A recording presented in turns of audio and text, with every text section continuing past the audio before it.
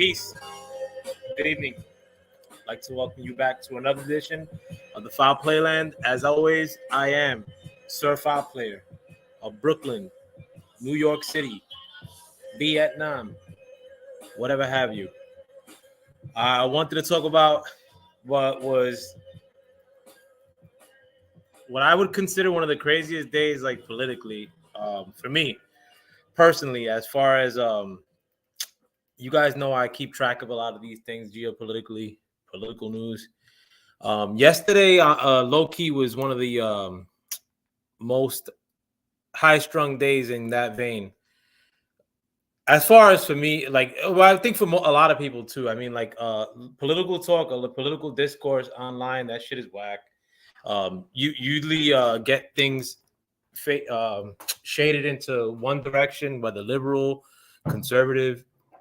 You usually get things shaded in one direction or not, and you'll probably, in a regular interview with some politician or an important person, you'll probably get maybe 10-15 minutes worth of interview and then a bunch of window dressing or a bunch of framing. So the interview yesterday with Tucker Carlson was good. Between Tucker Carlson and Putin was good because I knew for sure that it was going to be an hour of unadulterated content, with Putin. And if you guys don't know, a lot of what happens to Trump here domestically, as far as in America, in which they kind of have all these big media companies, including Fox, made a conscious decision of maybe not covering Trump as much unless it's negative. Putin gets a lot of that same coverage here domestically here in America as well.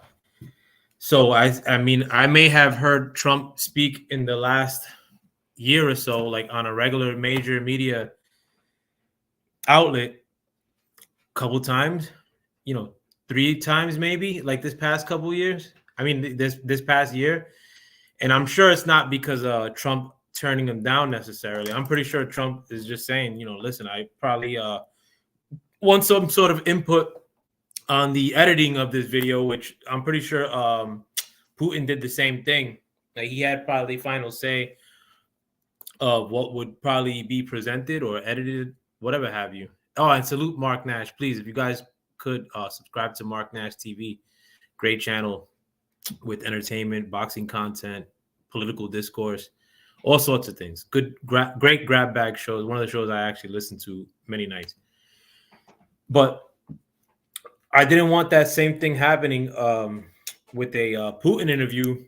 Not that I didn't want to see that happening. It's just that Putin is not a person that you get to see much of here in America. I mean, yeah, the language barrier is one thing, but they've also made a concerted effort into one, as far as the regular media and the powers that be here in America, they've made a concerted effort to, one, lionize Ukraine and idolize anything to do with the battle of Ukraine and Russia. We've picked sides in that department. I'm just trying to scoop up some chapstick from this, the remnants of this little vial. But one thing that can't be understated is that America has taken their side as far as when it comes to that battle. But between Russia and Ukraine again, but the media is walking hand in hand with the government, in terms of their supporting of Ukraine and in turn demonizing Putin. And I didn't want to hear like a CNN interview coming from that perspective, and where Ukraine is this innocent lamb and Putin is just as bad as Satan himself, if not worse, Trump, God forbid. I don't need at this stage, entertainment is so whack. There ain't nothing on TV that's worth the watching. There's nothing in terms of the news that you should be listening to.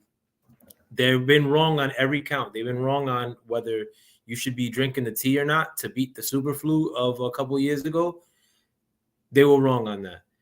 And they were wrong what many people are seeing about Trump, like the media and the I'll just hone it on the media more. But now, in a sense, they're trying to tell you that Putin is in that same vein, but don't listen to him. Don't think for yourself. We got that all figured out. We'll cover him for you. We'll tell you why he's bad, but don't try to look into it yourself. So we'll also take the time to not allow RT, which is a Russian media company, they stopped that from being aired on YouTube. And RT is not like that. It's constantly showing hammer and sickle, Putin, Russia, bears, and all this shit. It's a regular news channel. It's way better than CNN. It's way better than Fox. It's way better than Sky. It's way better than CBC. It's better than ABC. Any of these channels, I think RT's, as far as news goes, prior to 2020 when or 2021, when they X'd out the ability to see RT and Al Jazeera on YouTube, I thought RT was way better than those networks. But having said that, you don't get a channel of a flow of information from Putin, from Russia. What are they thinking? What's their perspective? Instead, you get a bunch of, Zelensky's this super soldier, leader, actor, witty. Mind you, he looks like he's hungover or coming off a cocaine binge every time you see him in the public stage. But people don't bring that shit up. People don't bring up the fact that this guy just bought himself a condo next to Brad Pitt in Egypt for $5 million a couple months ago. He had a proxy buy that for him. There's all facts. If you guys want, you can look it up on the dead internet. That's not going to show you much of anything, but still, if you did some digging, you could find that out, because that just happened a couple months ago. But no, the media here, I mean, like, they want to give you a bunch of BS. They'll tell, and it's relevant too, because that's the latest iteration or the latest reason as to why Americans are paying so much for gas, for food. A lot of it stems or really peaked at the time of the Ukraine and Russian war.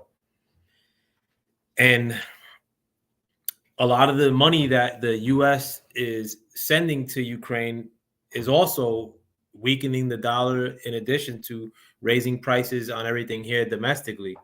So I want a real straight up view when it comes to the Ukraine, Russia, their conflict, the leaders of those respective nations, in Zelensky and Putin. Instead, I get a lot of dick riding of Zelensky when, I mean, honestly, I'll get into that in a minute, but I know for sure Zelensky gives me the vibe of somebody who's coming off a bender. Most times he looks like he's hungover, drunk.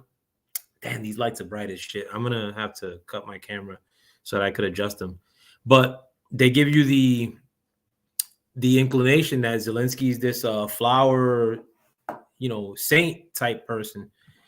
But we don't need any of that, because right now the American people need to see what every one of those dollars that are going to Ukraine is being utilized for, especially if it's going up the nose of people like Zelensky.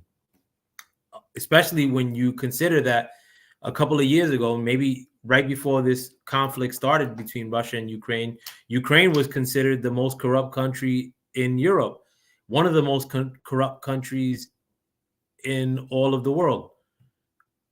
But why should we earmark a bunch of money, billions upon billions, that Americans have to dish out to keep the economy of Ukraine running? Not all of that money that we're sending to Ukraine is going to the war effort. A lot of it is financing the retirement funds of government workers in Ukraine, low-level government workers. I'm talking about people that parking ticket meter person of Ukraine. Right now, American man, your money is going to financing that parking meter dude in Ukraine's retirement. Your finances are going towards keeping the lights on in Ukraine, but the lights are going off in your house simultaneously. Let me turn on the lights real quick. Pardon self, guys. Pardon self.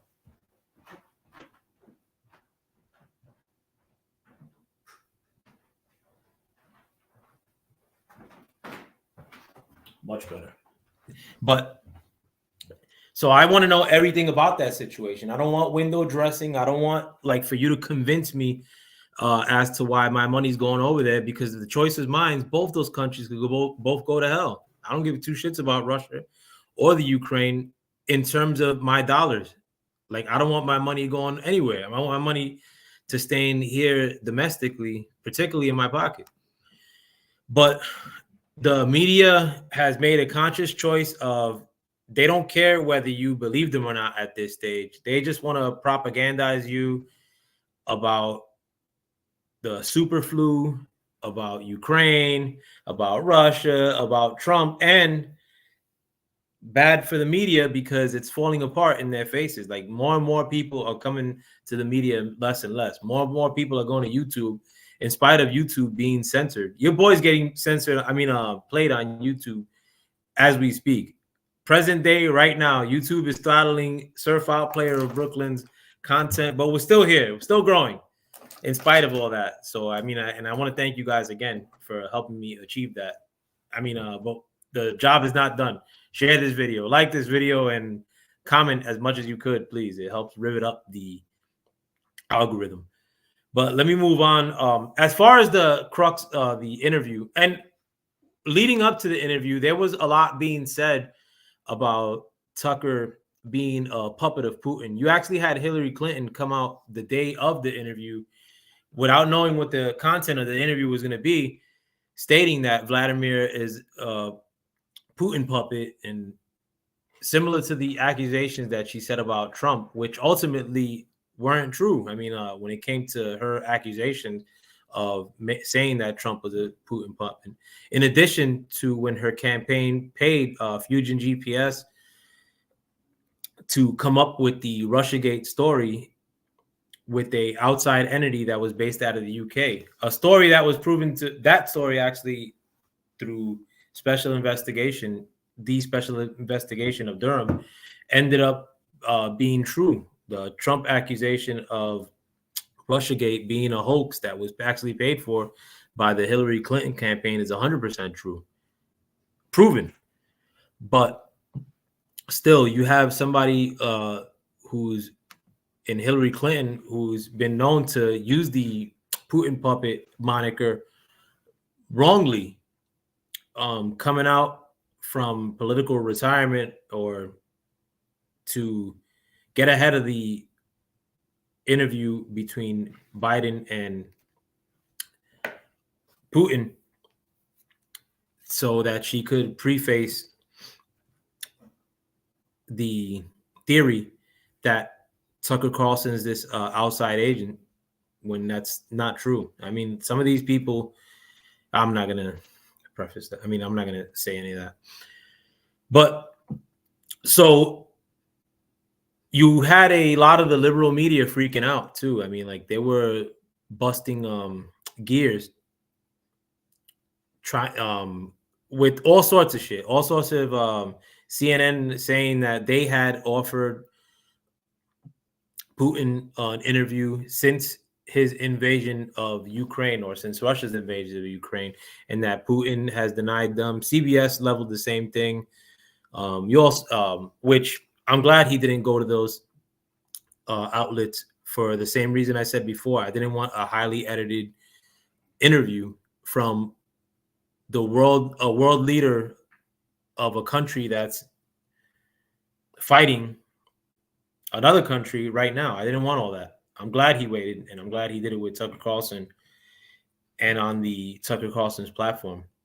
You also had people saying that Tucker Carlson shouldn't be allowed entry back into the U.S. because of his willingness to interview Putin. But that's the liberal left here. The liberal left right now, they work like a pack of demons. In the sense that when they don't want to prove you wrong, they rather silence you. They rather you not speak at all. And that's with any enemy of the liberal left. And right now, if you're listening to this content too, being that a lot of my audience are from my boxing coverage days, and a lot of my audience happen to be Black, trust me, the next person up or down the line, not next person up, but the next person that the liberals are going to try to attack mark my words, in some form or another, because they're already prefacing. I mean, they're already trying to establish a little bit of a, or they're trying to throw a theory out there, the liberal left. And I just heard it today, so that it could probably metastasize in our brains come 2024 and November, when election season rolls around. If their man should lose, and if Biden should lose, they want to try to put the theory out there that it's going to be at the fault of black men.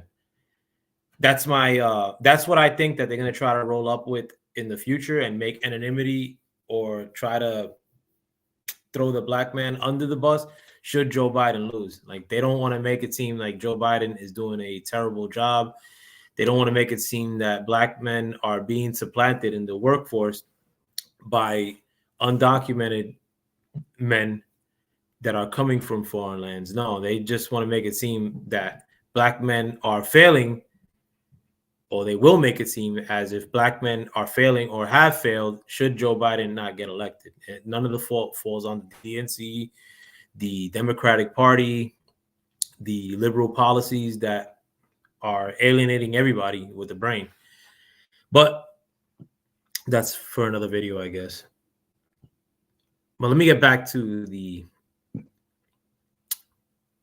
crux of this video, which is the Tucker Carlson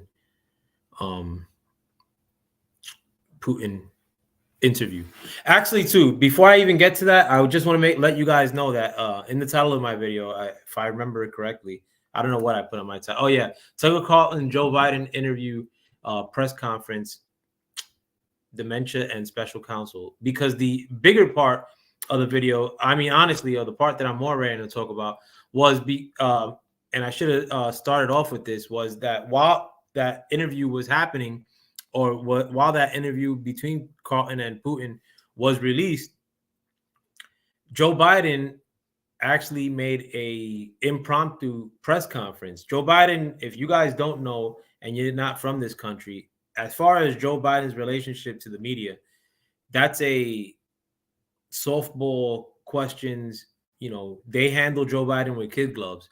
They don't even, I mean, when they do have them in front of them, they barely give them any sort of rough questioning besides Peter Doocy at Fox. And that's not even rough questioning. That's clown questions. But any other liberal media outlets, they barely get to, I mean, they barely give Joe Biden any sort of tough questioning here in America. But also the bigger cause of concern when it comes to Joe Biden's relationship with the media is that Joe Biden barely makes appearances with the media. Joe Biden barely has these press junkets where he's taking questions from combative media. Whereas you had Trump when he was the president, you had people that would, members of the media that would ask him questions, and while he's answering them, they would interrupt him and say, "No, you're wrong." You know, like that moron Spanish dude from NBC who they let go right after Trump left office. I forgot his name. He's a Spanish clown. But you had a really combative media when Trump was in office, more combative than they ever were with any other president, including Bush, who, according to the liberal media, was a pariah and a warmonger and a piece of shit. But they didn't give Bush that kind of flack. But with Trump, it was a new level of doing the most in terms of the media attacking Trump. And Trump would have many times press junkets where he would answer questions from the press personally. Now, the press junket you may get is Karine Jean-Pierre, whatever her name is, the White House press secretary, lying straight up or gaslighting the media, and they don't even say shit about it. They accept it. In addition to not taking questions from members of combatant media that often, or people that want to ask real questions, which is considered combative media now. Right now, the media is not giving you anything. The media is basically serving, and I gotta make this point really clear to you guys. I really want it to be turned into a lump of concrete in the center of your brain, that the media right now is not giving you anything that you should be hearing. Right now, the media is the stenographer of the government. The media is taking notes from the government and then relaying that to you with a softer touch. The media is giving you a bunch of bullshit, and the government's selling you a bunch of bullshit right now. But never in the history of media and governance had you seen the media work so hand in hand with the government. I thought that it was bad during the Obama era because they wouldn't criticize Obama. And Obama was going in when it came to drone strikes. He was probably top doggy when it came to drone strikes as far as killing people goes. And the media would give him softball questions about basketball and bullshit while these things were happening simultaneously. Drone strikes in Yemen, drone strikes in Iraq, Jordan. But what the media is doing now with Biden, I mean, even though Biden is warmongering in one degree, and they're not really giving him flack about that, but Biden, I mean, let's face it, I mean, looks to be at the level of being blown over by a gust of wind. So yesterday, Biden has this impromptu press conference, and it was in relation to a special counsel that was being done on Joe Biden. A special counsel is basically an investigation that's administered by the government. Usually an FBI agent, they select to conduct a special counsel. And Biden had a special counsel in relation to records that he didn't keep safe, similar to what Trump had going on, except Trump's house, Mar-a-Lago, was raided in a supposed effort to retrieve those documents. If Trump would have had anything that was really bad within those documents, he would have been rung up already. I'm pretty sure that whatever they were looking for, I'm pretty sure they were looking for something particular and they didn't find it.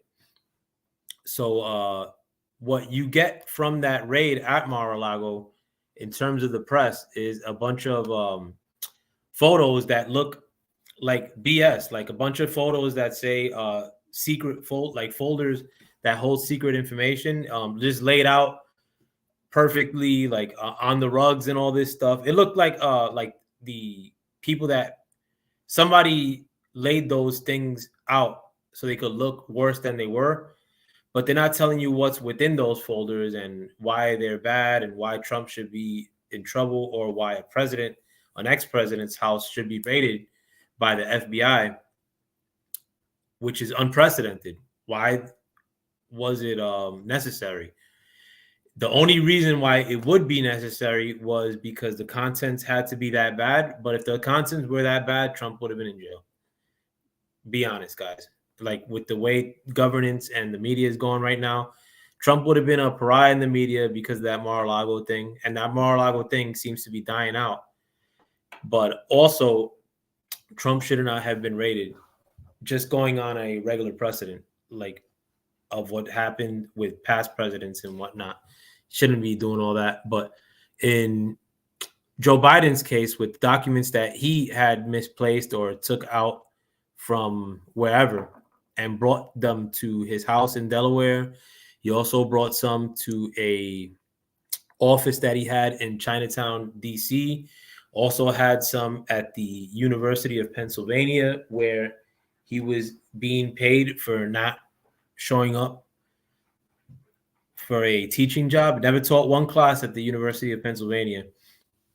But he had an office there, and that office contained documents. There were some other places that they found documents, but and I'll get into that story in a minute. I just want to preface that now because that's going to be the content that I'm talking about today, outside of the Tucker Carlson and Putin interview. And because all these stories have to do with one another. Like the Tucker Carlson interview was released at 6:00 p.m. Eastern time here in America. And the Joe Biden press conference, which I didn't know was going to be happening, happened at about, I would say, 6:45 maybe. So it was while, like, if you were tuning into the Tucker Carlson interview, that was about 2 hours long, and you started tuning in right when it started around 6, like I did, then you would have missed the Joe Biden press conference because it happened around like right after the release of the Tucker Carlson interview. To me, it was sort of an effort like to try to and the fact that they released the special counsel report on the day of the Tucker Carlson interview, to me, seemed like they were trying to muzzle the sting of that special counsel report and make it not look as bad for Joe Biden, or basically put out bad Joe Biden news at the same time of another big world event happening, that being the interview between Tucker Carlson and Vladimir Putin.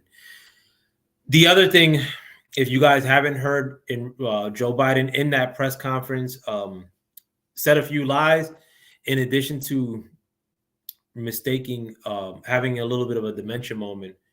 But I'm going to get into that later on. I'll just go over the Tucker Carlson interview real quick, because I mean, it wasn't hard hitting. If I had to say anything regarding the overall tenor of the interview, he could have gone way deeper into bashing Joe Biden. And I'm pretty sure maybe that's like an unwritten rule where one world leader doesn't do it to another world leader.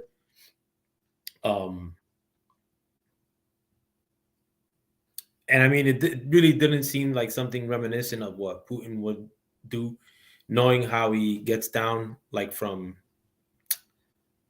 past observations. But yeah, he certainly didn't go in on bashing America and saying that America is doing real shitty because of the border crisis and because everybody's broke. He could have done that. I mean, I would have done that. Like, I mean, I was expecting that. A lot of the interview in the first quarter, maybe the first third of the interview, had to do with Russia history. Basically, he's giving a history lesson in terms of Russia, the countries that surround Russia, one being Ukraine. Ukraine was also part of the USSR, but he's just giving history of that area, Moldova, Poland. I don't think Moravia is a country any longer. But I asked, and Romania, Hungary, all these countries that are in that sphere, or the next to Russia, close to Europe, he was going into a history probably dating back to like the 1400s to present day of those areas. Because, and I know that he was doing that to kind of make an argument that, hey, listen, Russia is laid claim to large parts of Ukraine for centuries.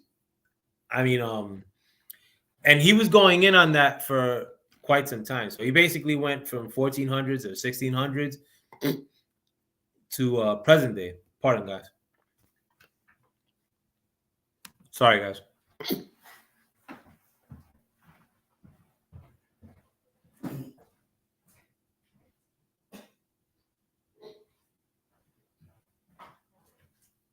Pardon self, guys. I tasted like something terrible in my mouth out of nowhere. I had to chuck it out.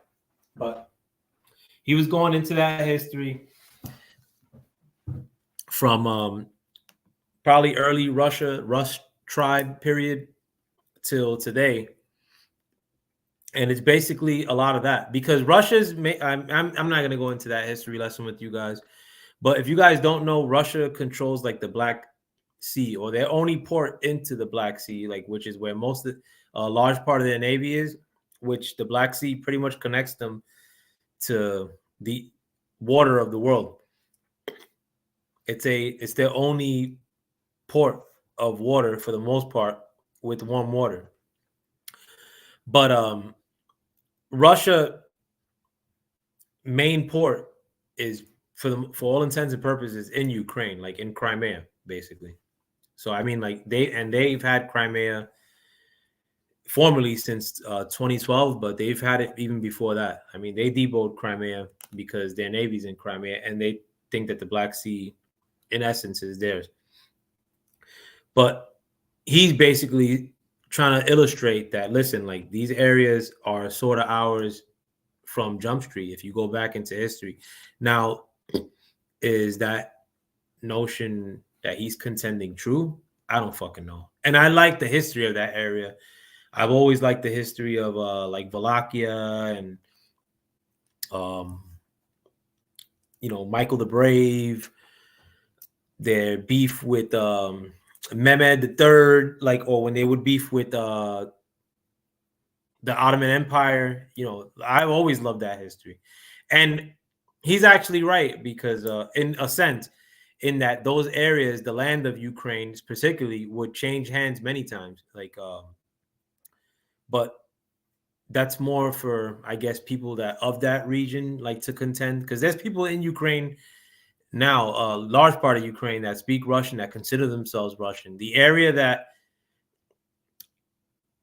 Russia took over, basically, of Ukraine, which is like the eastern part of Ukraine, that's all, they all consider themselves, for all intents and purposes, Russian. And Ukraine made that region kind of into a enemy prior to this special military operation that Vladimir Putin conducted, where Ukraine would bomb that area, the Donbass, that was east, or the most eastern part of Ukraine, which touches Russia. Is that justification for Russia invading? Who the fuck knows? That's for another argument. I don't care. But in that interview too, he mentioned Poland a lot. Poland, if you guys don't know, is a NATO partner. So essentially, if Poland went into war, NATO would follow suit. Or if Poland is attacked, then NATO would also follow suit.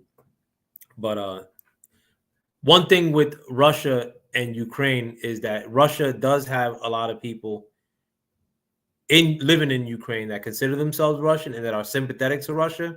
You get none of that with Poland. Like, Poland hates Russia and Russians hate Polish. I'm telling you from my personal experience dealing with more so Polish people, because I was cool with a lot of Polish people coming up. My boy Munchie Mac, Munchin. But they can't stand Russians. Polish people, not one bit. They don't like Russians. Russians, don't like Polish people, but they look at them more like little sons or little brothers. But I know for sure that Poland never liked Russia. But Poland is also giving Ukraine assistance during this special military operation. So he's probably telling Poland, listen, back the fuck up. And there's been times since the special military operation has been conducted in which Poland was struck by a missile where they thought it was Russia that did it. When they ended up finding out it was actually Ukraine, or that the missile was launched from Ukraine. So he's probably just letting Poland know, listen, don't get too froggy, because Big Daddy's in the theater. He also made mention of the currency in America being utilized as a weapon or as a tool of foreign policy. And I think he made it. I think he's referencing the fact that the U.S. as a policy has gone and frozen Russian assets in addition to the EU, or they do in terms of the sanctions that the U.S. has hit Russia with. Those sanctions are only possible because the U.S. holds the almighty king dollar, and the U.S. not only sanctions countries, which is bad for those countries, but it's also bad for the U.S. economy. But they also money print as a means of screwing another country over. So ultimately, that's not good for the U.S. either. It's the made a mention as well as far as inflation not really affecting the Americans that much, that the inflation is around 3% and 4%, but that's not going to last long. Inflation is going to come back to bite us, especially with the money printing that we've been doing now. You also got to factor that right now, as we speak, that the Senate and Congress are working to send another $60 billion to the Ukraine. Nothing to the U.S. border. They made a standalone bill for the Ukraine and Israel to receive American money for God knows what.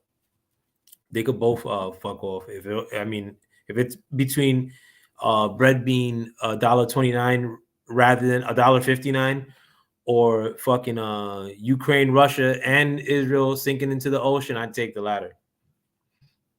Personally, need my 40-cent saving. He also mentions China's economy doing really well and bypassing the U.S., which is true, and the fact that Russia and China have trade agreements with each other. I mean, he said that they attempted to do $200 billion worth of business between Russia and China, and that they actually bypassed that number to 240 billion. Who knows if that's true or not, whatever. But he Tucker was iterating the point of Ukraine war against Russia, or Ukraine's war with Russia, is being financed by the U.S., a point that I was making earlier. And he didn't really go in on that. In terms, Putin didn't really go in on that, in spite of the fact that Tucker Carlson kept bringing that up, bringing up the fact that the U.S. or Biden or whatever have you are the ones that are currently financing the Ukrainian side of that war. You know, he didn't really have much scorn in his tone when responding to Tucker Carlson's alleging that the U.S. was financing the Ukraine in their war against Russia. They talked about Biden for a little bit. Again, he could have gone in way heavy duty, but one thing that he did mention was that him and Biden haven't had a conversation since the invasion of Ukraine, which is telling. He makes it seem that he's willing to conduct dialogue with these other nations, including the U.S., and that the U.S. not only now since his invasion of the Ukraine, but in past iterations and past presidents have shot down Russia's inroads to try to become part of NATO, or which I didn't know that. Like, I didn't know that he brought up his willingness to have Russia join the NATO. Something I didn't know, again, but he said that he was rebuked or shot down several times. He also says they don't have plans for expansion, like to go into Poland or to strike Poland unless Poland were to strike them. But it wasn't, I mean, I think the interview is worth watching. I like, you know, you do get podcasts or people talking regular for an hour or two where you could see what's on their mind. But you see what's on their mind in relation to a bunch of bullshit, like what ice cream they eat or some shit. Or like, I hate podcasts for the most part, because, you know, you're going to get 20 minutes of raw shit and then 40 minutes of an hour and 40 minutes of what these people think of, like, something that has nothing to do with their field. You're asking Aaron Rodgers what he feels about, like, you know, fucking Taylor Swift or some shit. Like, you know, I don't need to hear all that stuff. I need just the raw. I mean, like, we're given less information nowadays. So, like, why would I want less information when I could just have you speak regular shit for 2 hours, or like stuff that you're a leading figure on? I mean, and there's no bigger leading figure in Russian politics than Putin. And we're not getting the perspective of Russia and their politics right now in America. You're getting a lot of demonization. So I like to see what's happening on that side of the world from a guy in Putin who, you know, has been a statesman for over 2 decades as far as being the president of Russia, well put together. You know, I mean, he's was a part of essentially their CIA in Russia as a young man.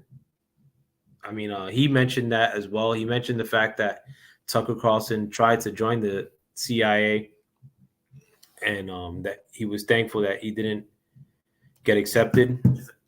But,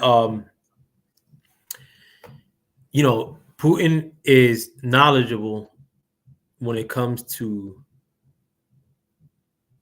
geopolitics, Russian politics, because he's been in the thick of it. I mean, and he carries himself that way. I mean, if you have him for 2 hours and he's going in nonstop discussing politics, not only in Russia but abroad, then he knows what he's doing. I mean, I can't do that. Like, and I know geopolitics really well, but I know some person in wrapping up the Tucker Carlson, Vladimir Putin interview, so that I could go into my next subject and wrap it up with a bow, is that for sure it was revealing to listen to Putin's perspective for 2 hours nonstop. Although at times, one thing I didn't want to mention too, Tucker was being combative. Like, Tucker wanted to have him really going on Ukraine, and it was more in the beginning of the interview, and that's why he was kind of giving that long history lesson of the history of Ukraine and Russia. But he was trying to paint a picture, whereas Tucker, I think, was trying to kind of like antagonize him or be like a little bit combative with the first part of the interview and trying to get maybe a like a nice clip of him blowing up about the Ukraine, but he didn't.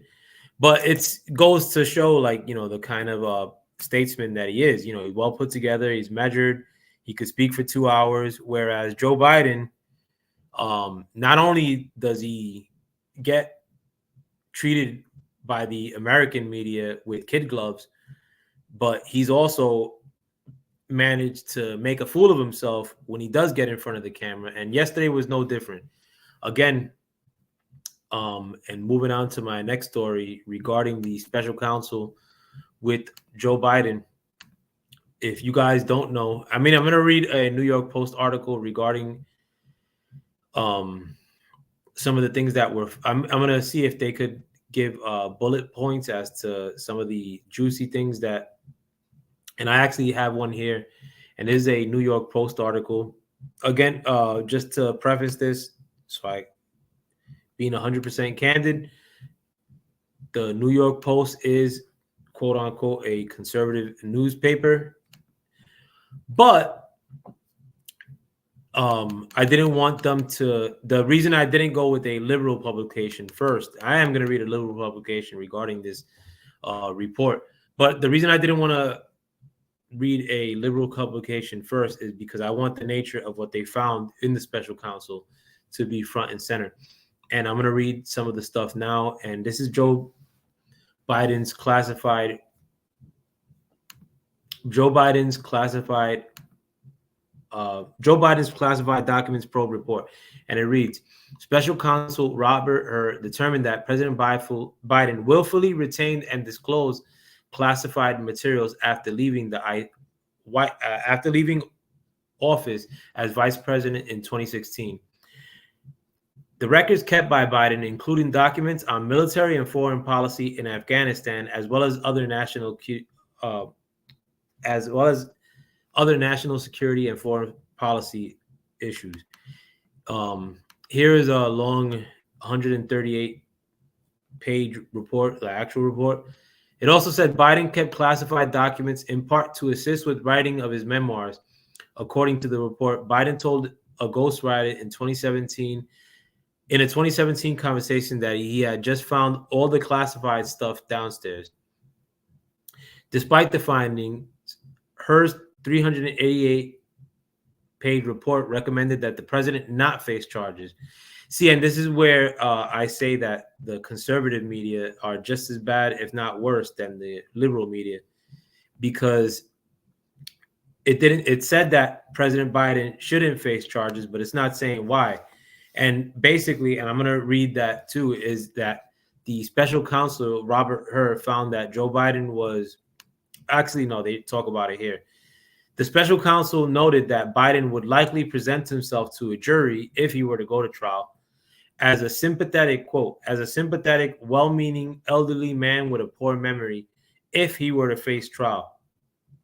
See, because what they're not saying, like, let me read the article real quick.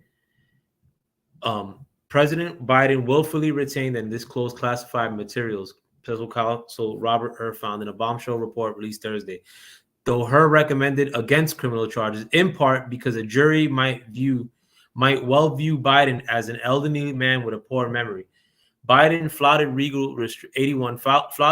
legal restrictions on keeping sensitive documents throughout his 36 years in the Senate and after his 8-year vice presidency, stashing them in a cardboard box surrounded by household detritus in his garage in Wilmington, Delaware, and other locations, the 388-page report said.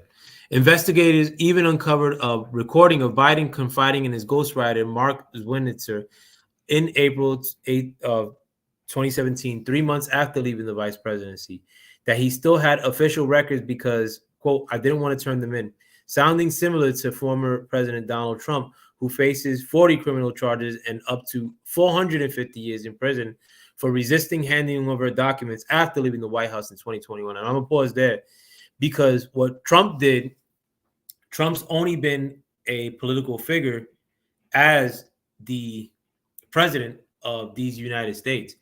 So being the president of the United States affords you the ability to basically there's nothing secret from you. Like there's no top secret documents when it comes to a president. The president could handle documents as he chooses. Biden you're basically, as the president, nobody could come above you and say you shouldn't see that or you shouldn't handle that information, because he's at the end of the day, there's no one higher than him. So Trump's handling of classified documents, which again in this article, he's saying he's facing up to 450 years in prison for resisting handing over the documents. Was Biden asked to hand over the documents? Because at the end of the day, those documents were recovered from his house. Those documents were recovered from these other places. And I don't think that Biden still handed over all the documents that he has taken.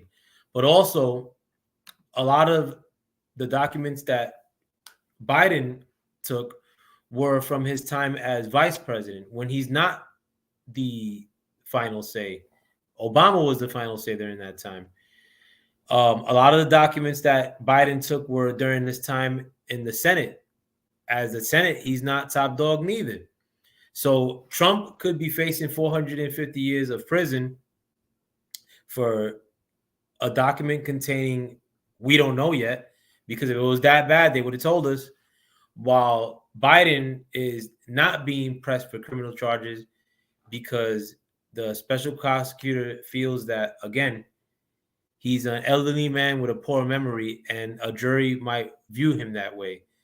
Now, why don't you leave it up to the jury? I mean, Trump, they're going after Trump, and Trump's 77 years old now.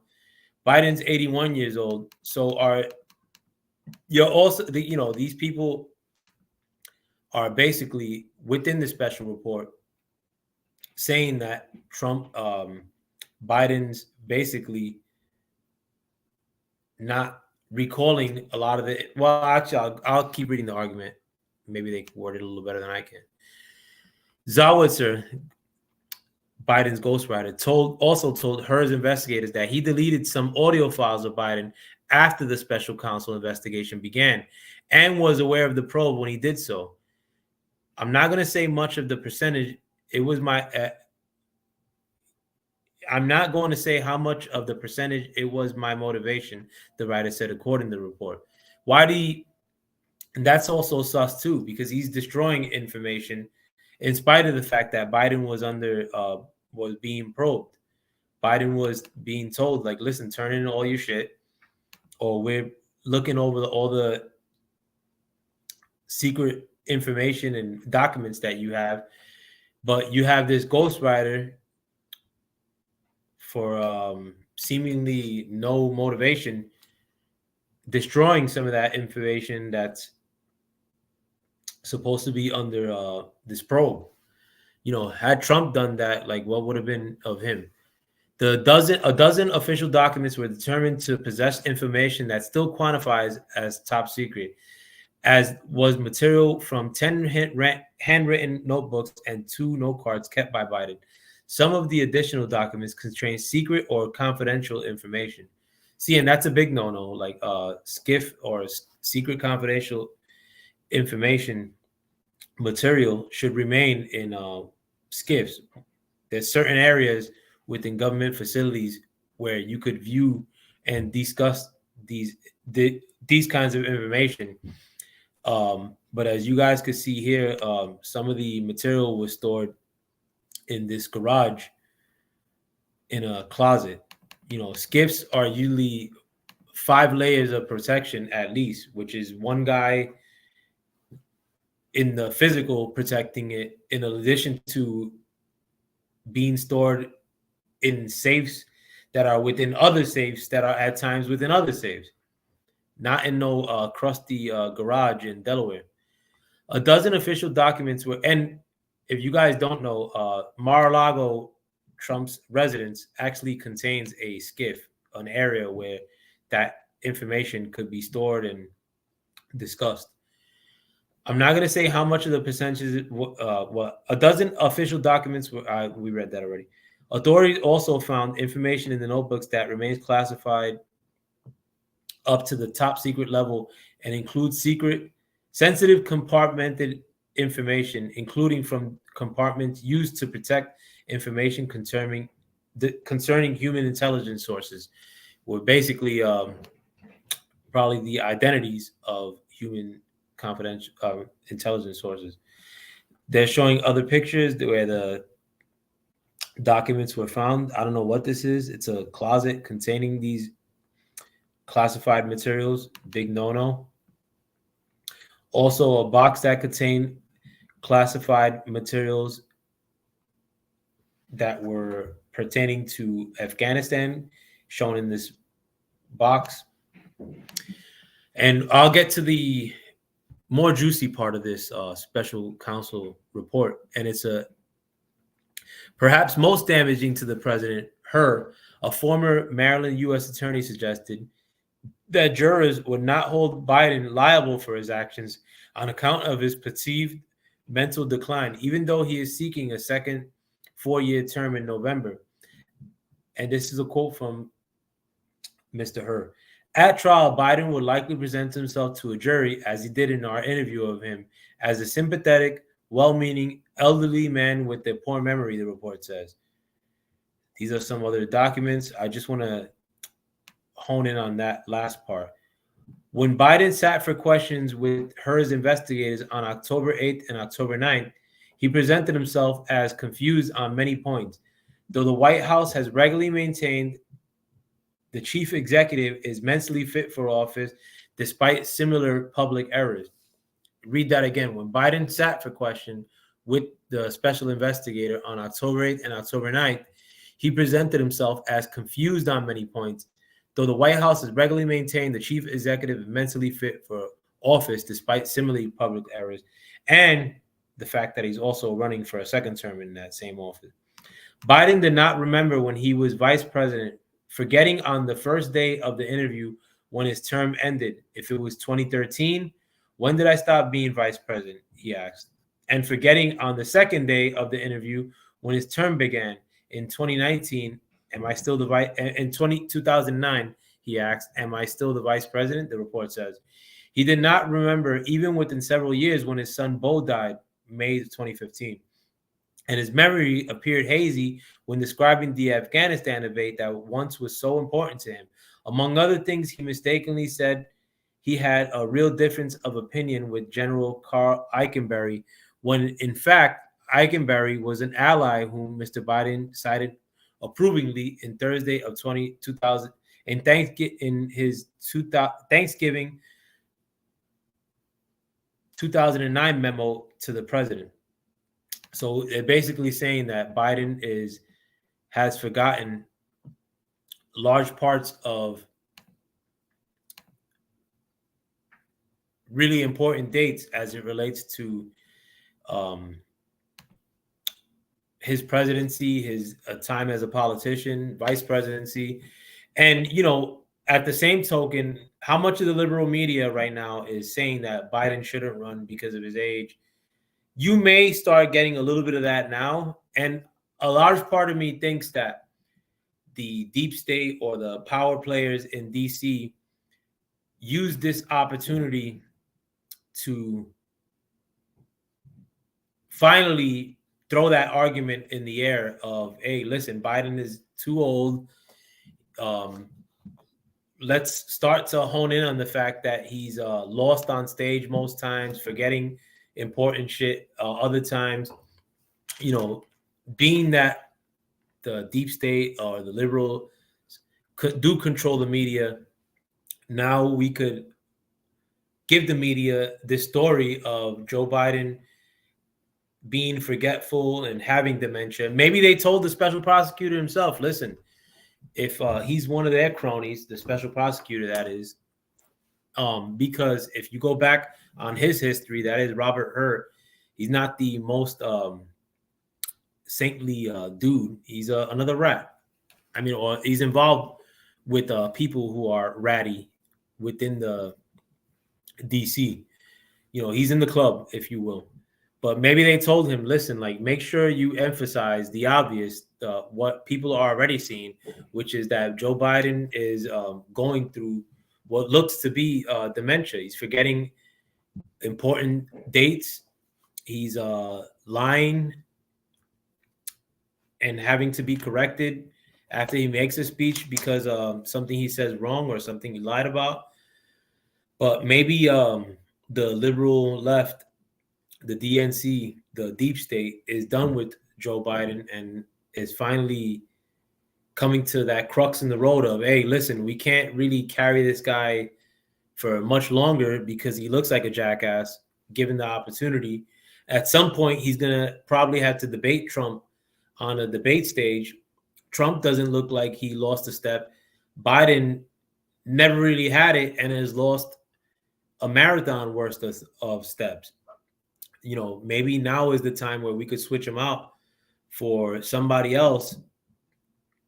So the race in 2024 could be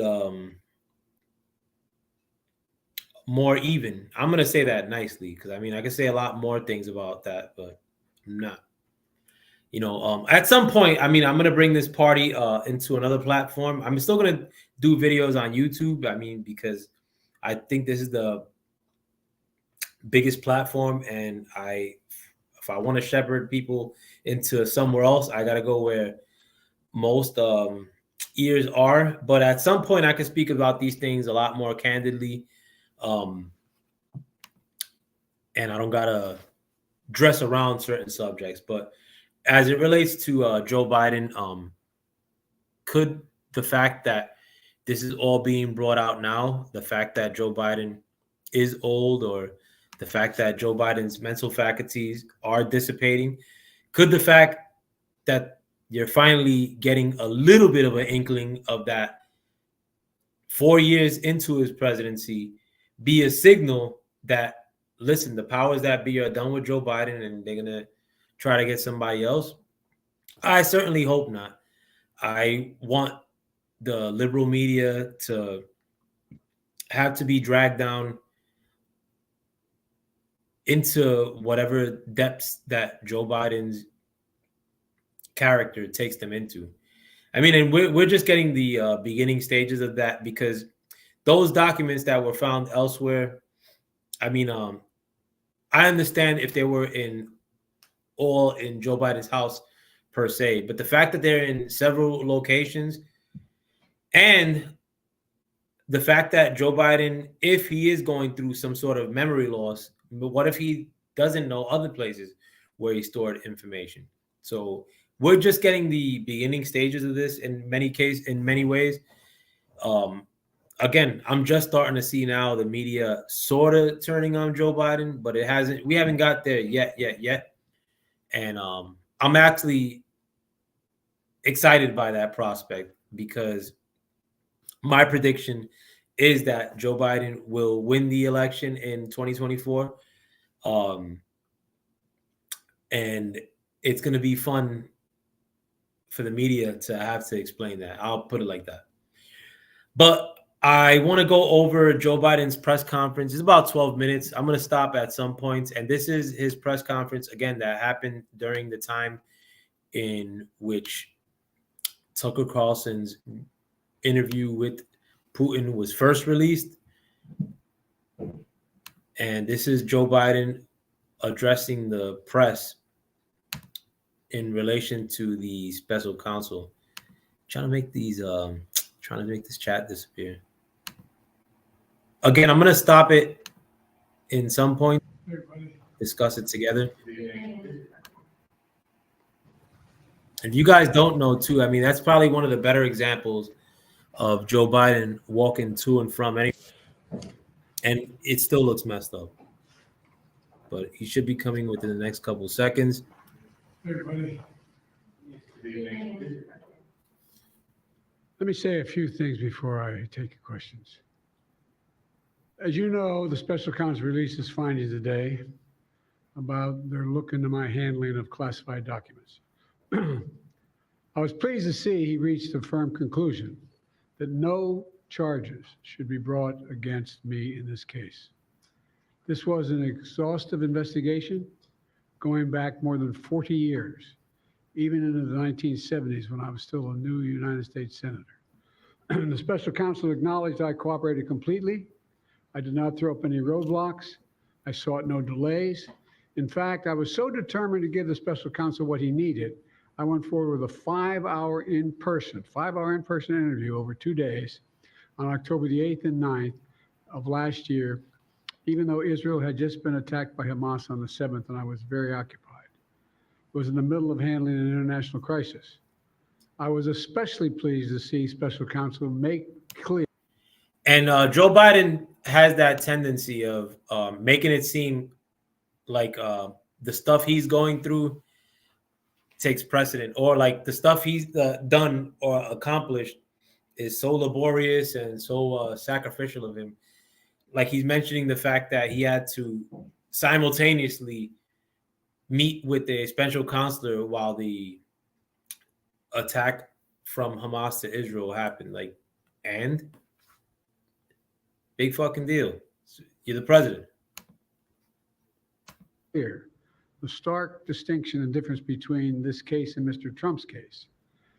The special counsel wrote, and I quote, "Several material distinctions between Mr. Trump's case and Mr. Biden's are clear," continuing to quote, "Most notably, after given multiple chances to return classified documents to avoid prosecution, Mr. Trump allegedly did the opposite." Now, we also got to find out, did Biden turn in everything he was asked to turn in as far as documents go? Was Biden even asked to return documents that they knew he had taken? And if they didn't ask him or request it of him in the same tenor that they did Trump, why the distinction? Did they know that Trump had something overly important, and did they know that Biden didn't? I don't think that's the case. After given multiple chances to return classified documents to avoid prosecution, Mr. Trump allegedly did the opposite. According to the indictment, he not only refused to return the documents for many months, he also obstructed justice by enlisting others to destroy evidence and then to lie about it. See, so as far as destroying evidence, as you guys saw, like Joe Biden's ghostwriter destroyed evidence although he was on probe with the special counsel. In contrast, he went on to say Mr. Biden turned in classified documents to the National Archives and the Department of Justice, consented to the search of multiple locations, including his home, sat for a voluntary interview, and in other ways cooperated with the investigation, end of quote. Now, in terms of what I do know with when Joe Biden was cooperating, or that that he was willing to have his house searched, a lot of the documents that they asked Joe Biden for, if I remember correctly, his lawyers had to go look for them, and they were the ones that turned it in. They weren't a bunch of agents raiding Joe Biden's properties to go look for documents. No, it it was actually allowed for his lawyers to look through those documents, because they're probably not even allowed to be looking at secret information, even if they're the legal counsel to the president. But there was no raids happening in the Joe Biden document fiasco, whereas Trump actually had his home raided. I've seen the headlines since the report was released about my willful retention of documents. And again, too, at the end of the day, the executive chief, the president of the United States, is the buck stops with him. There's nobody that polices the president as to what he can and can't be seen when it comes to this kind of information. The president could instantly make something from top secret to declassified, where anybody could look at it by just snapping his fingers. But Joe Biden and his record of retaining documents, if it goes back many years, particularly when he wasn't the president, that presents a bigger problem, because he doesn't have the ability to unclassify things like the president does. These assertions are not only misleading, they're just plain wrong. On page 215, if you had a chance, I know it's a thick document. On page 215, the report of the special counsel found the exact opposite. Here's what he wrote. There is, in fact, a shortage of evidence that I willfully retained classified materials related to Afghanistan. On page 12, the special counsel also wrote, for another documents, the decision to decline criminal charges was straightforward. The evidence suggests that Mr. Biden did not willfully retain these documents. The evidence said I did not willfully retain these documents. Well, a lot of the reason, as per that article, to not press charges was in reference to the fact that they thought that the president was forgetful. And so it's not that part of why they're not pressing charges is also due to that. In addition, I know there's some attention paid to some language in the report about my recollection of events. There's even reference that I don't remember when my son died. How in the hell dare he raise that? Frankly, when I was asked the question, I thought to myself, it wasn't any of their damn business. Let me tell you something. Some of you have commented, I wear since the day he died, every single day, the rosary he got from Our Lady of. See, right there, he fucked up too, because he's mentioning the fact that, he's fake acting like he's breaking up or about to cry. Frankly, when I was asked the question, I thought to myself, rosaries. I'm not Catholic, but I know a lot of the different ethnicities have different versions of the Virgin Mary, and like Mexicans say Guadalupe, or Irish people say whatever, Our Lady or whatever. He's mentioning a rosary that he got on the day of his son dying, and he was gonna say the lady's name. He says Our Lady of, anyway, and that's because he fucked up. He didn't remember. Business. Let me tell you something. Some of you have commented, I wear since the day he died, every single day, the rosary he got from Our Lady of. Every Memorial Day, we hold a service remembering him, attended by friends and family and the people who loved him. I don't need anyone. I don't need anyone to remind me when he passed away or passed away. Simple truth is, that's more acting too. And the thing is too that this guy back 40 years. Anyway, you got to understand too, Biden politically is has a lot of rattiness to him, and I'll say why. He was campaigning from pretty much the bedside of his son when he had cancer. He also campaigned after his wife got killed and his daughter got killed in a head-on collision. He brought the press into where his son's hospital bed that suffered through that same accident where his wife ultimately perished, or the son's mom. So Joe Biden bringing up his son Bo, like who died of cancer, means zero to me, as far as pulling on my heartstrings, and it shouldn't mean shit to you guys either, because he often makes it seem like his son died in Iraq in a war. Meanwhile, he died of cancer. He even fucks that up. So I mean, like, this whole act of him acting like he's mad. Anyone. Again, it's all an act. Remind me when he passed away. See, that's how a kid, and he even repeated passed away twice. Review over 2 days of events going back 40 years. At the same time I was managing international crisis, their task was to make a decision about whether to move forward with charges in this case. That's their decision to make. That's the council's decision to make. That's his job. And they decided not to move forward.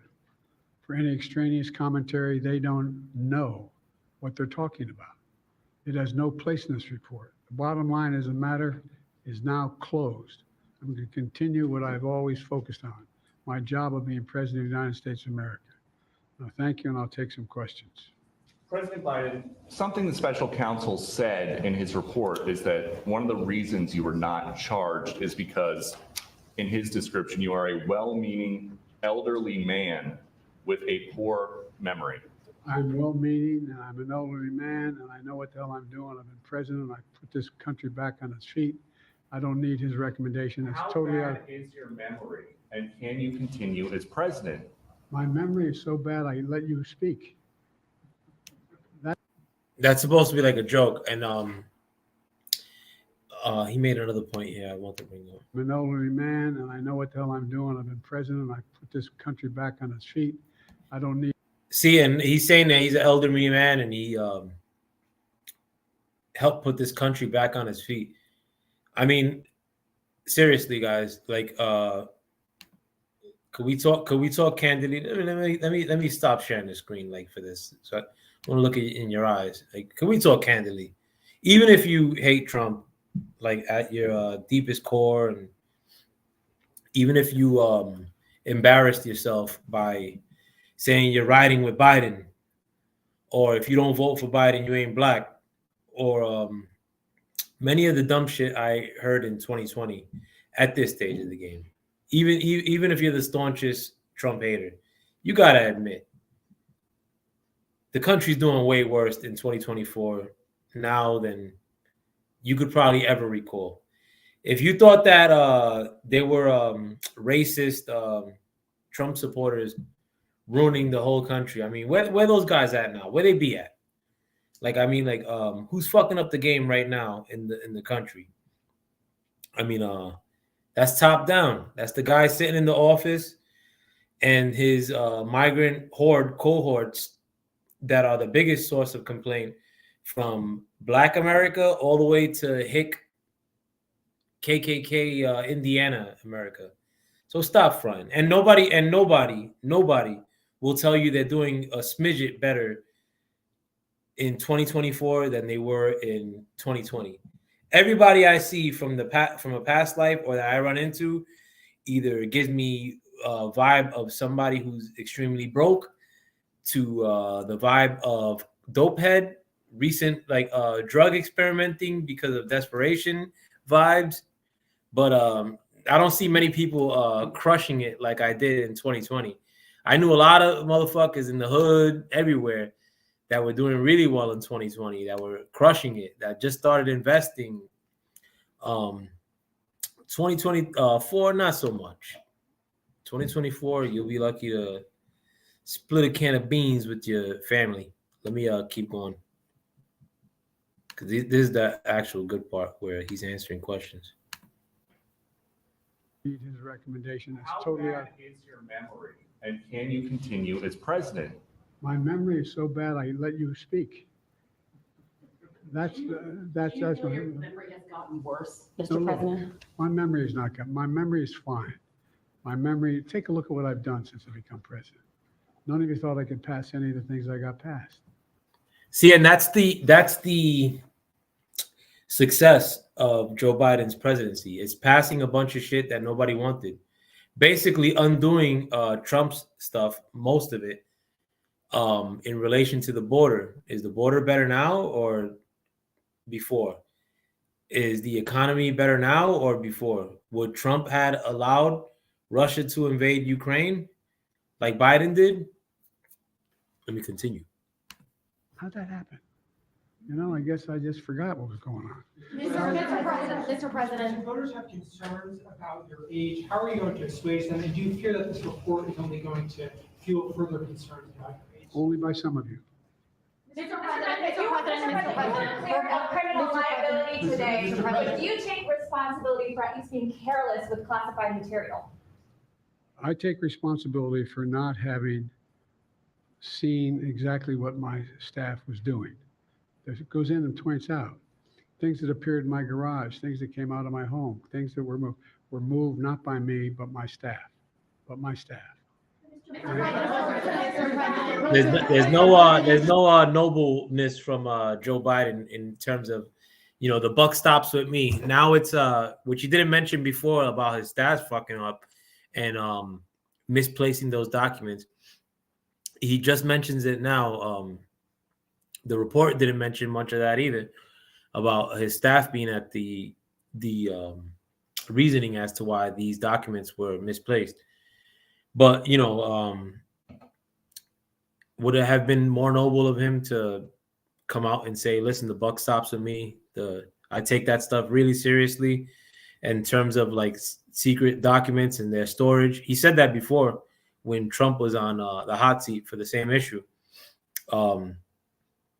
But in this case, being that you're the president and now you're being drugged for the same issues, he should have said, listen, like, unlike Trump, quote unquote, the buck stops with me. And like, if those staffers of mine misplaced it, I should have been policing that. But no. Mr. President, for months when you were asked about your age, you would respond with the words, watch me. Many American people have been watching and they have expressed concerns about your age. That is your judgment. That is your judgment. That is not the judgment of the press. They expressed concerns. See, and that was very telling. Like she's asking, she's iterating a different version of the same question in relation to the fact that Joe Biden's age, according to that special counsel report, was area of concern, particularly when you're leading Joe Biden as far as the Democratic National Party into an election, re-election or a re-election campaign.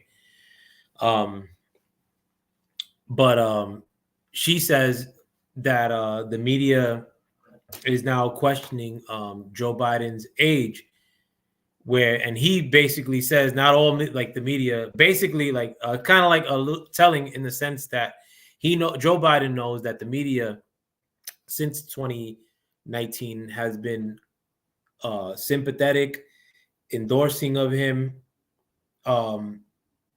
whereas now he's saying that the media, or she's alluding that the media is questioning Joe Biden, and he's saying, "Oh, that's not all the media," because he knows that the media, at the end of the day, are in the pockets of the liberal mob. About your age, you would respond with the words, watch me. Many American people have been Here it is watching, again. and they have expressed concerns about your age. That is your judgment. That is your judgment. That is not the judgment of the press. They express concerns. See, he didn't say like, "Oh, that's not like the judgment of the American people. That's not the judgment of whatever." He's saying, "No, that's the judgment of the press." Like anybody says, like in 2024, listen, I'm going by what the press says, or the press is doing a bang up job in 2024 more than ever. Like now that we have information at our fingertips and the press does as well, they're doing a splendid job in 2024. Nobody would tell you that. Joe Biden is using that as a point of contention. Like, hey, listen, the press is not all of the press is saying that I'm old. Just a small portion now in 2024 are just beginning to say it. Your mental acuity, they say that you are too old. Mr. President, in December, you told me that you believe there are many other Democrats who could defeat Donald Trump. So why does it have to be you now? What is your answer Because to I'm the that most question? qualified person in this country to be president of the United States and finish the job I started. Do you believe that, guys? President, why are you confusing the names of world leaders? Thank you, everyone. I did not share classified. See, also too, when the Joe Biden's handlers, these press people, normally in his press conferences, you could hear them cutting off the interviews abruptly, like "thank you," like they'll just start yelling. More than one person, like, and they'll basically start pushing people out of these press rooms. They're attempting to do that now because they start to see Joe Biden is faltering in some of these answers. But the great part about this is that Joe Biden gave us a little bit of a freestyle session and chose to answer questions on his own, to which he fucked up. Information. I did not share it. With your ghostwriter. With my ghostwriter, I did not. Guarantee you did not. But the special counsel said in the Well, no, report he that he did not. Yeah, and the special counsel actually, he's saying that he didn't share classified information with his ghostwriter, but the special counsel actually said he did. That. Okay. He did not say that. But Mr. President, one of the. Let me Okay, answer your question. So Joe Biden's lying is what I'm intending. The fact of the matter is, what I didn't want repeated, I didn't want him to know, and I didn't read it to him, was I had written a long memorandum to President Obama why we should not be in Afghanistan. And I was of this multiple pages. And so what I was referring to, I said classified. I should have said it should be private because it was a contact between the president and the vice president as to what was going on. That's what it is referring to. It was not classified information in that document. That was not classified.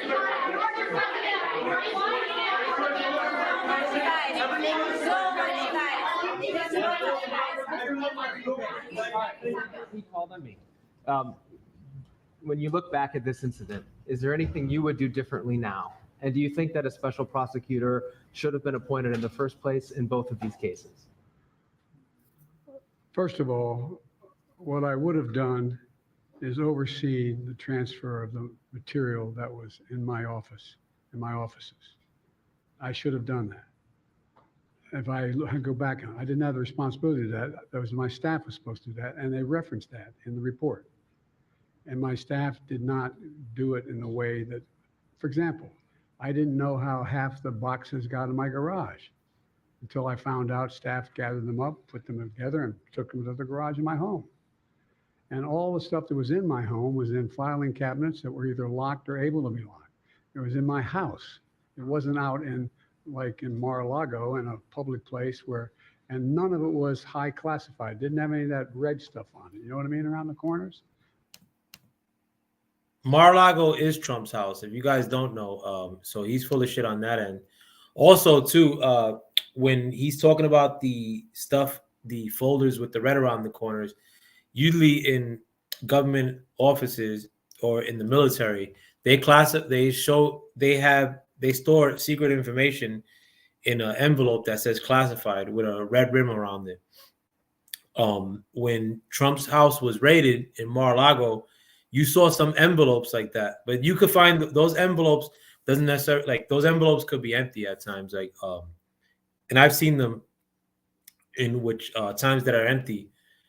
But so possessing an envelope means nothing, or the fact that one of those envelopes or several of those envelopes were on Trump's rug meant zero.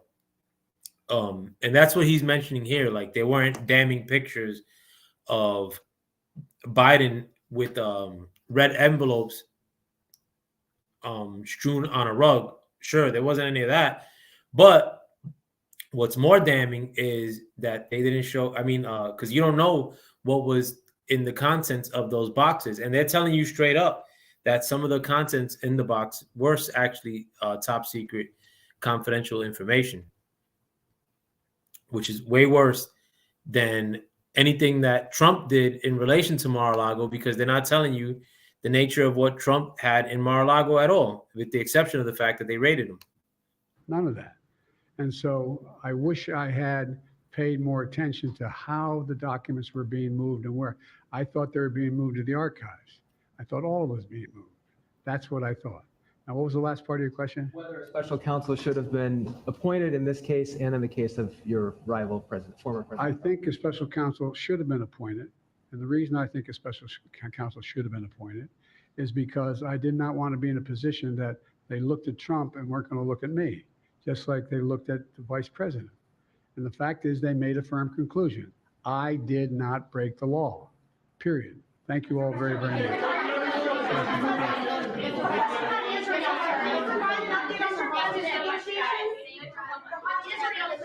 See, they're trying to give Biden every signal to leave this interview. His handler. The hostage negotiation. So these questions he's doing on his own, and I think he fucks up on this one too. I'm of the view, as you know, This is the one that everybody's talking about today, that and why they're saying conduct he had dementia. of the response in Gaza, in the Gaza Strip, has been over the top. I think that, as you know, initially, the president of Mexico, Sisi, did not want to open up the gate to allow, has been. See, and that's where he fucked up, where he referred to the president of Egypt or as the president of Mexico. But also, too, I'm almost 100% certain that the Biden's handlers didn't want him to comment on Israel, particularly saying that their response is over the top. Now, do I care about that shit? No, because Israel's response, in my estimation, is over the top. But I'm pretty sure they didn't want him to. I think that, dementia moment as you incoming. know, initially, the president of Mexico, Sisi, did not want to open up the gate to allow humanitarian material to get in. I talked to him. I convinced him to open the gate. I talked to Bibi to open the gate on the Israeli side. I've been pushing really hard to get humanitarian assistance into Gaza. There are a lot of innocent people who are starving, a lot of innocent people who are in trouble and dying, and it's got to stop, number one. Number two, I was also in a position that I'm the guy that made the case that we have to do much more to increase the amount of material going in, including fuel, including other items. I've been on the phone with the Qataris, I've been on the phone with the Egyptians, I've been on the phone with the Saudis to get as much aid as we possibly can into Gaza. That's window dressing. Innocent people, innocent women and children who are also in badly in need of help. And so that's what we're pushing. And I'm pushing very hard now to deal with this hostage ceasefire because, as a, you know, I've been working tirelessly in this deal. How can I say this without revealing it? Fucking To up. lead to a sustained pause in the fighting, in the actions taking place in the Gaza Strip. And because I think if we can get the delay for that, the initial delay, I think that we would be able to extend that so that we could increase the prospect that this fighting in Gaza changes. There's also negotiations. You may recall in the very beginning, right before Hamas attacked, I was in contact with the Saudis and others to work out a deal where they would recognize Israel's right to exist, make them part of the Middle East, and recognize them fully in return for certain things that the United States would commit to do. So the Trump. Commitment that we were proposing to do related to two items. I'm not going to go in detail, but one of them was to deal with the protection against their arch enemy to the northwest. Another fuck up. And the commitment that we were proposing to do related to. He said, I have two things that I'm not going to say, and then he starts saying them. But one of them was to deal with the protection against their arch enemy to the northwest attack. I was in contact with the Saudis and others to work out a deal where they would recognize Israel's right to exist. The 2 points that he's not going to bring part up. of the Middle East, recognize them fully in return for certain things that the United States would commit to do. And the commitment that we were proposing to do related to two items. I'm not going to go in detail, but One of them was to deal with Yeah, you see. Not gonna go into protection detail, but- against their arch enemy to the northwest, See, he can't- northeast, I should say. Yeah, and he don't say The the second one, their by arch enemy. He providing says the ammunition arch and enemy material for them. to their northwest, and then he corrects himself northeast. But he doesn't mention the protection country he's against their arch mentioned. enemy to the northwest, northeast, I should say. The second one, by providing ammunition and material for them to defend themselves. Coincidentally, that's the time frame when this broke out. I have no proof what I'm about to say, but it's not unreasonable to suspect that the Hamas understood what was about to take place and wanted to break it up before it happened. Thank you, everybody. We're gonna need everybody to hold for a moment. Exit stage right. That was it. I mean, again, the alerting part, or like why this interview is making big news, at least here in America. If I have international listeners, which I do, I don't know if this is big news over there, but it just puts Joe Biden on display. Regular Joe Biden, dementia Joe Biden. And you can't make a case that Joe Biden is the one calling the shots at the White House. It's no chance. I mean, is he a figurehead for the downfall that's happening in America in present day? Yes. Does he fit the role of that figurehead really well, as far as looking like a confused, decrepit, old guy, sleazy politician type? Yes. But is he the one ultimately making all these bad moves happen for America? I don't think so. I absolutely don't think that that's the case. And I'll give you another kicker before I leave, that when you fuck up so often, as is the case with this current administration, when you mess up, quote unquote, such a propensity, after a while, it's not incompetence or the fact that the people at the helm are dumb. To me, that seems like more sabotage, if you will. You know, you can't attribute so many mistakes to being just mistakes due to lack of comprehension. After a while, you got to ask yourself if these things, because in my estimation, the guy who's sitting at the Oval Office isn't the one running the country. I think that the people in his ears are the ones that are really pulling the strings. But those people ain't old and suffering from dementia. And I feel that those people who are running the man at the helm presently aren't fucking up because they're a group of fuck ups, so to say. I think they're fucking up because of something that could be more sinister. With that, my friends, my compatriots, I want to thank you guys for coming into the Foul Play Line with me this evening.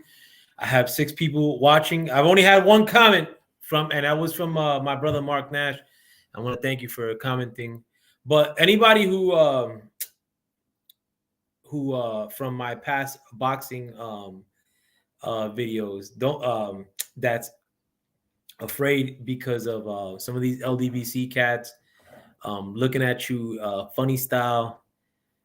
Not the case. Fuck them dudes. Like you come here and you comment, even if I don't like you, listen and comment at your own heart's peril.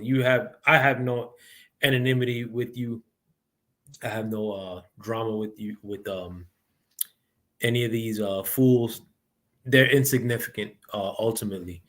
But I'm not gonna, if you come here or should you come here, tear you down for commenting on my content or discoursing with me.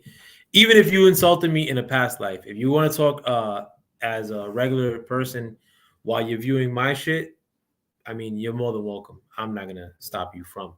But again, I want to thank you guys for riveting up my subscriber numbers of late. I mean, I don't have much yet, but I'm super appreciative of everyone I have. I also got a little boost from my brother, Southpaw TV, the illest dude in YouTube boxing. Gave me a shout out yesterday, and it probably bagged me like 10 subscribers. He called me by my government name, which I'm not too excited about as far as my first name, but nevertheless, though, much love to Southpaw. I'm actually gonna do a video regarding my history with Southpaw, and I think Southpaw is a 100% good dude. Not just because he gave me the shout out, but because when I talk to him on the phone, it's the same nigga that I'm talking to that presents himself on YouTube. He acts the same way. You know what I'm saying? Like,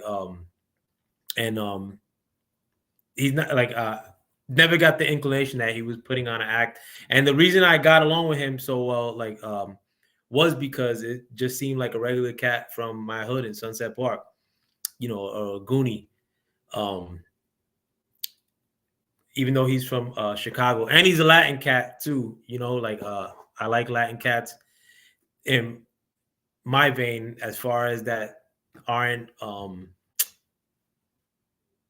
speaking with a Spanish accent, that appreciate hip hop, that fucking you know, ran from the cops once or twice in their life, that lived around crackheads. These are the kind of people I like to speak with. Or like that, I like to speak with, I mean, it's cool when I see another Latin presence like that online, because I mean, if it's not like some fucking cholo Mexican dude, like y'all, a lot of y'all like in fucking YouTube land or in entertainment world don't think Latin dudes exist, or that we all talk like that, like, you know, or like fucking or talk with a Spanish accent. When I was in Germany, I would meet bitches that would fucking be like, "Oh, say something in Spanish." Like, no, bitch. Like, fuck them up, look like a clown. But I would see a lot of clown ass Spanish dudes that were not necessarily like the attributes that I just mentioned, like the overly Spanish guy. I would meet a lot of dudes in Germany that were fucking not like overly Spanish guy, but would play the role of overly Spanish guy.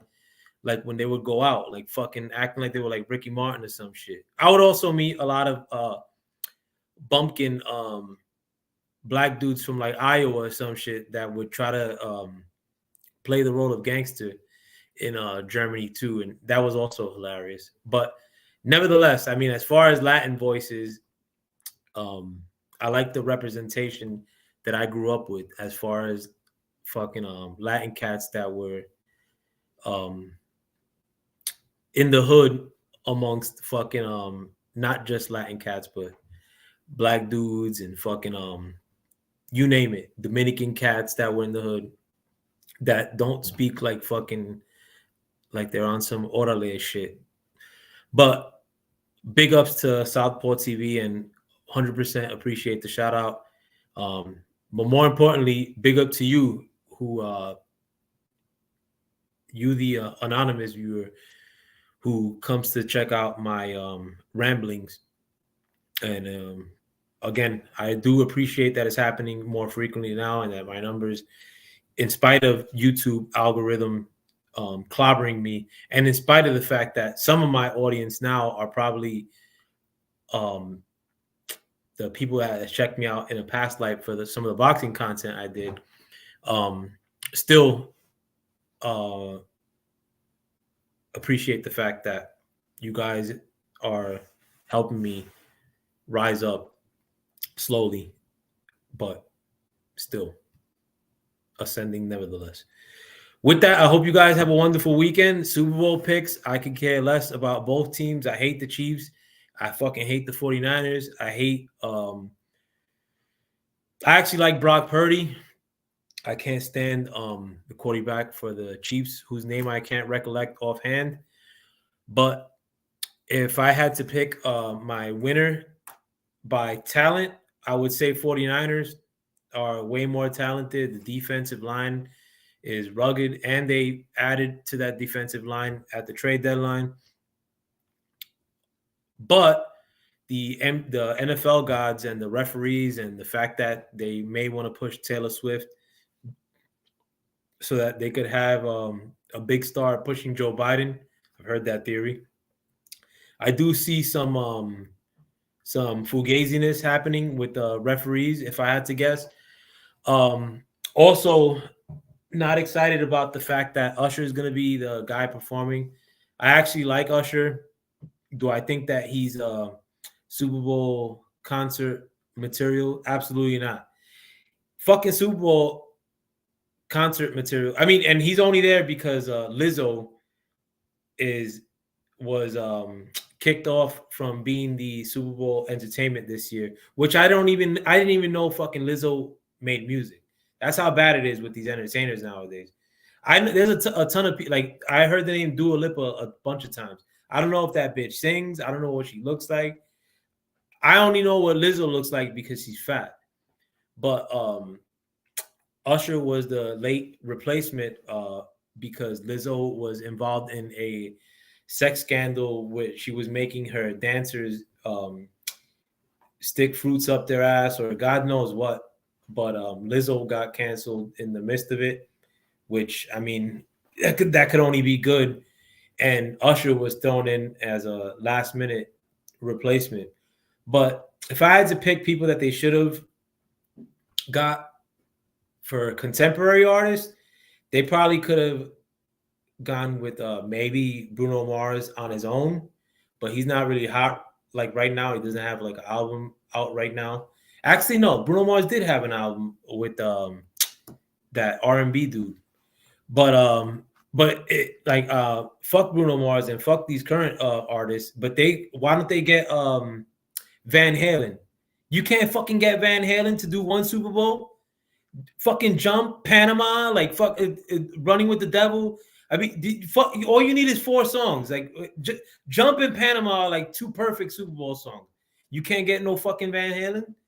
Like, or if you want to go, nah, fuck Jay-Z. Jay-Z ain't no Super Bowl. Like, none of these rappers could. But honestly, unfortunately, Drake could host a Super Bowl on it, entertainment portion on his own. Why didn't they get fucking Drake? Why even ask Lizzo? Like, what song does Lizzo sing? Did I hear a Lizzo song that I didn't attribute to her, like in the supermarket? I don't think so. Lizzo is fucking trash. And hopefully the bring down of Lizzo brings us into an era of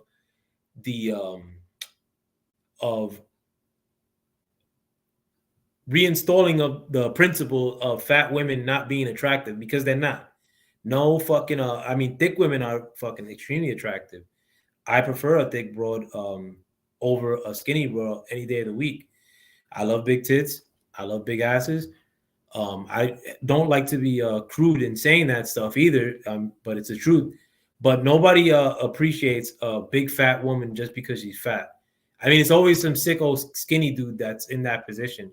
So I'm not gonna appreciate Lizzo for existing and fucking propelling her to be the entertainment of a Super Bowl just because she's fat and she had a slay queen moment. Fuck out of here. That bitch ain't no queen.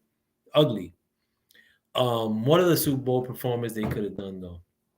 I would have taken anything, bro. Like, I mean, but Usher does have hit songs, but they should have had Usher when he was in his prominence, not now, like when he's in his 40s and gonna have to load it up with fucking aspirin, like to go dance. And he probably not dancing at the same caliber as he was back in the day. I would have taken Chris Brown as a better person for the Super Bowl, in spite of the fact that he's a little bots now. But the Lizzo selection for the Super Bowl fucked things up, honestly, because you already had a bad entertainer and then you had to replace that entertainer with the last minute sub. It just, I don't know, just whack. But back to my Super Bowl predictions. If I had to give a score, I'm probably going to say that it's going to be a similar game to Kansas City's last. And I think that was at 17-10. But I'm going to go a little bit above that and say 49ers, if it was straight up, 21, Chiefs 17. And And I say that too because the Chiefs don't really have weapons outside of Kelsey. Rice, he's still young and he's not that great. Didn't think he was that great in college anyway. What other receivers does KC have? What are the weapons they have outside of Moreno, who's been playing good as a running back? But KC's run game could be stopped. It hasn't been happening in these last couple of games in the playoffs because the Ravens are fucking stupid. But I don't know. I mean, I'm going to stick with 21-17 49ers. Most unenthusiastic Super Bowl of all time. Care less. I did buy a bunch of banging food for the Super Bowl. My wife's going to make some Wagyu beef. I think that's what it's called. Let me Wagyu beef. Let me take it to the fridge. But Wagyu beef burgers and chicken wings. I don't get to eat those that often. Oh yeah, this is it. Oh no, she got two kinds. She got Black Angus beef sliders, and my wife cooks really good too. And that's the Wagyu beef. My fridge sucks too because we don't need I don't buy a lot of like snacks and shit like that. My wife, but I eat a lot of junk. But we don't have like yogurt or dope shit that you could eat real quick, like snack wise. But my wife's making some fucking chicken wings too. What else? Oh, macaroni and cheese. My wife makes the best macaroni and cheese that I've ever tasted. And some other thing with potatoes, which is good. I don't know the name of it though. But so that's the only thing I'm excited about. And that I get to have my son and watch the game. Have my son watch the game with me because my son could be a little bit of a dick and tries not to watch TV with me. And there's nothing more American than fucking the Super Bowl. I mean, no question about it. No bigger sports event. It's a dope day where you could just sit back and fucking watch the sport. Football is not my favorite sport, but I'm a big time football. I'm a big sports fan in general. I don't want to talk about sports on this channel any longer, but I do want to say how dope the Super Bowl in general as like a quasi holiday is for the citizens of this fine land that we live upon. Again, saying goodbye with that. I hope you guys have a wonderful evening. Please like, comment, share, subscribe. But I hope you guys stay safe this weekend. With that, I'm out. Peace.